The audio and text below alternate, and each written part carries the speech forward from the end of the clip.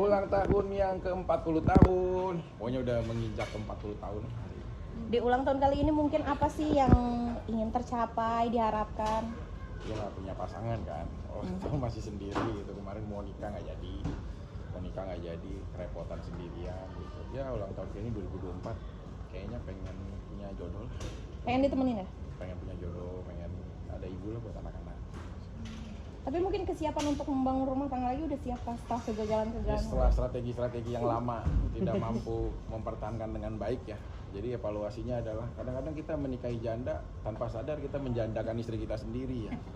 Nah itu yang sekarang itu yang kadang-kadang kita harus tahu gitu loh. Jadi memang ya metode cara treatment kita, komunikasi, dan kalau menikah tuh jangan asal kepengen aja gitu. Jadi harus benar-benar ada cinta gitu. Karena kalau ada cinta semuanya akan termaklumi gitu.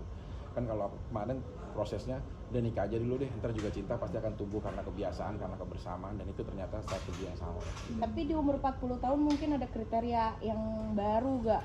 Enggak, udah nggak banyak pilih harus ini harus itu gitu. Udah yang apa aja juga nggak apa-apa.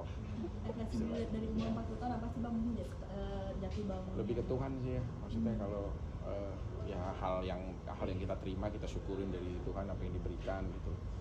Ya hal-hal fitnahan lah, tahu sendiri lah, hal-hal yang kita nggak lakukan juga jadi ada gitu, hal-hal yang kita nggak berbuat juga jadi sesuatu yang diperbincangkan gitu. Kasihan anak-anak udah banyak kena sanksi sosial dari suatu hal yang sebenarnya nggak ada itu ceritanya terjadi gitu. Jadi hal-hal seperti itu larinya ke pendewasaan sikap aja. Memang kunci ikhlas itu lebih baik sih untuk menghadapi semua gitu. Makanya sekarang lebih kepada ya kayak lebaran sama anak-anak, terus lebih ngabisin waktu sama anak-anak gitu. Udah jarang sih kayak nongkrong kemana sama teman-teman, pergi hangout, pergi terus sampai berhari-hari gitu kayak gitu udah nggak pernah. Mungkin di umur sebelumnya mungkin pernah merasa menyerah nggak sih kamu?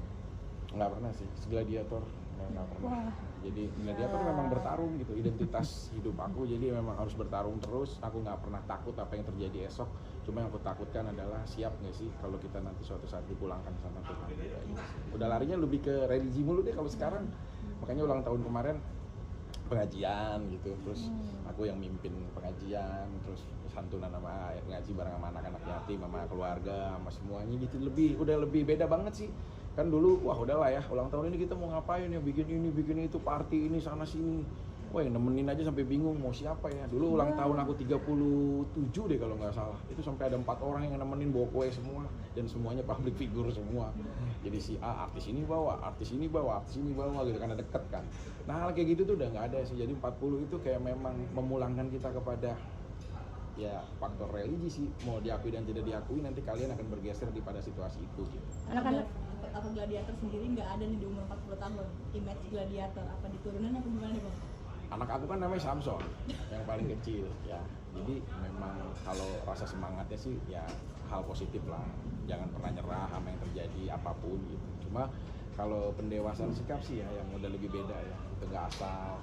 Kan kalau dulu udahlah sikat lah, mau gosip apa kayak bodo amat. Sekarang tuh udah nggak gitu. Mungkin kayak teman-teman media juga ngerasain lah intensitas kita tuh sekarang udah mulai berkurang, nggak kayak dulu gitu. Dulu kan kita traveling sama cewek aku yang ini, besok traveling kita ke sana gitu, kita ke Bali, kita ke sini, cewek aku ganti-ganti lagi. Sekarang tuh memang udah bergeser sih. Apalagi di 40 tahun kemarin itu kerasa banget di pas jam 12-nya gitu. Ya Allah, usianya udah 40. Ya masa-masa apa ya, kalau di dalam Islam itu warning lah kalau usia 40 itu kan gitu. Warning untuk ya udah kalian udah benar-benar lampu kuning yang harus menentukan sikap untuk nanti ke depannya gitu. Takutan dalam hidup di umur 40 tahun apa nih? Ya tadi aku takutnya sih ya, kalau nanti suatu saat aku dipulangkan, amal ibadah kita udah cukup atau belum. Meskipun Islam menjanjikan surga, tapi kan ada proses hisab. Terus aku udah cukup nggak ya sebagai seorang ayah mewakafkan kebaikan kepada anak-anak aku, memberikan pendidikan yang baik. Anak aku yang paling besar belum berhijab pada umur 17 tahun, aku sering diskusi kayak gitu sih. Adalah bergejolak di dalam hati, udah beda sih. 40 tahun ini udah nggak ada yang kayak yuk kita kemana gitu, apa gitu loh. Udah beda banget, semuanya udah kembali ke diri lah gitu.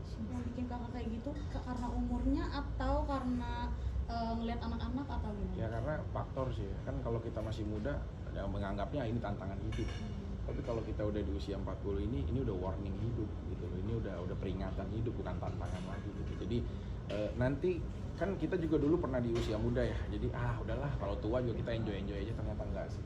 Jadi suatu saat nanti kalian atau pemirsa akan dihadapkan pada usia setelah 40 tahun lebih, maka kalian akan mendewasakan diri kalian sendiri, bukan karena orang lain, tapi karena kalian sendiri. Dan mungkin itu kalau menurutku ya mungkin hikmah ya, ataupun hidayah lah, aku harapnya gitu, hidayah dari Allah untuk bisa menakutkan gitu. Kalau kita udah khawatir sama yang kita lakukan kan itu bentuk hidayah yang baik. Kalau Pernah dimimpin atau gelisah nggak sih Bang tentang kematian sendiri?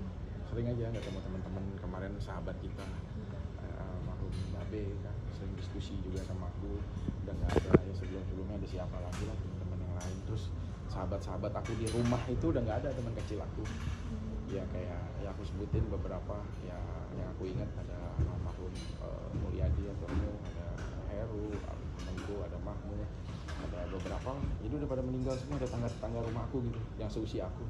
Jadi kayak peserta kok aku yang dikasih keleluasaan usia ya sampai saat ini, itu kan berarti bukan dimanjakan gitu, bukan dikasihani, tapi diuji terus gitu. Mungkin yang udah meninggal duluan lebih siap daripada kita gitu. Ya terserah ya orang mau menilai ini apapun, tapi yang aku rasakan adalah kekhawatiran sih. Usia 40 itu udah penuh dengan kekhawatiran di saat kita akan dihadapkan sama Tuhan gitu. Menyiapkan apakah mungkin akhir tahun jubilah kan nggak ada yang tahu, kalau misalnya Babe Sabika kan mungkin menyiapkan bisnis untuk keluarganya Babe Sabika sendiri. Ya itu sih salah satu, jadi kita harus satu rumah tinggal yang tetap ya, yang untuk atas nama anak-anak semuanya gitu. Terus usaha-usaha nanti buat si kakak, buat si ini, kamu usahanya ini ya, kamu ini ya, perbagiannya ini ya gitu-gitu. Terus kalau nanti suatu saat ya aku juga udah berpesan yang jauh gitu, aku nggak pengen menyusahkan orang banyak. Kalau aku mau tinggal nggak usah lah terlalu menyusahkan orang banyak, aku pengen menyiapkan semuanya serba sendiri, dan paling antarkan aku aja sampai menunggu liang lahat gitu. Udah mulai diskusi begitu sih. Percayalah, bukan berarti menakut-nakuti ya, kita akan ada di fase kita akan khawatir tentang kematian kita sendiri. Katakan Irfan Hakim sendiri kan mungkin udah nyiapin keluarga sama kapan sendiri nih Iya. untuk mempersiapkan Bener itu hal yang bagus kok.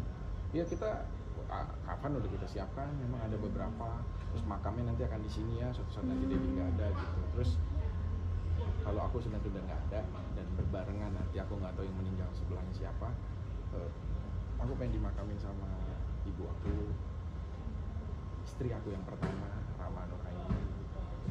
Pengen kejajarin ya gitu. Kenapa alasan Kak untuk istri sendiri yang pertama? Ya banyak baktinya aja, kayak flashback hidup aku dari bukan siapa-siapa, seorang Vicky Prasetyo, dia ada terus gitu.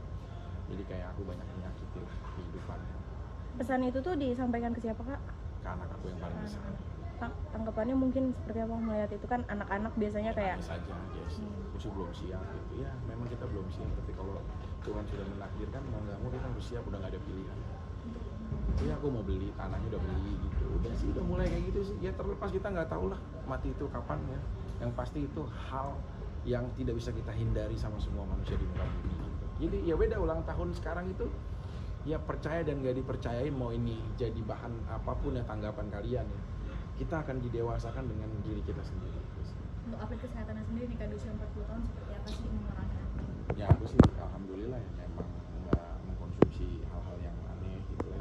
Jadi memang ya olahraga apa gitu, cuma mungkin makannya aja karena sering lost gitu, jadi agak gemuk gitu. Tapi aku sering gerak, sering lari, aku main bola apa gitu. Ya terus ada poin-poin lah, napas kita baik gitu, kita nggak pernah sakit yang dirawat, bahkan COVID kemarin alhamdulillah salah satu yang saya nggak terkena COVID gitu. Ya banyak sih sebenarnya, ya memang real ya kita ya, gladiator, fisiknya fisik gladiator gitu. Oh untuk nyanyi scream aduh gak buat kesehatan? Ya kalau scream itu emosi ya sebenarnya ya. Kalau aku tuh sebenarnya kalau kayak sekarang Vicky Prasetyo tuh sebenarnya nggak bodoh. Sebenarnya tuh Vicky Prasetyo cuma dibikin-bikin ya kan, banyak banget ya belakangan ini. Sebenarnya kalau melihat diriku sebenarnya di saat aku sama band metal aku sih, Kudeta, karena itu menjadi diri aku sendiri gitu. Sekarang kita ya udah, kita jadi badut yang dipersiapkan sama kreatif untuk jadi apa aja. Tapi saat sama tadi scream apa itu kayak keresahan yang aku ungkapin gitu loh.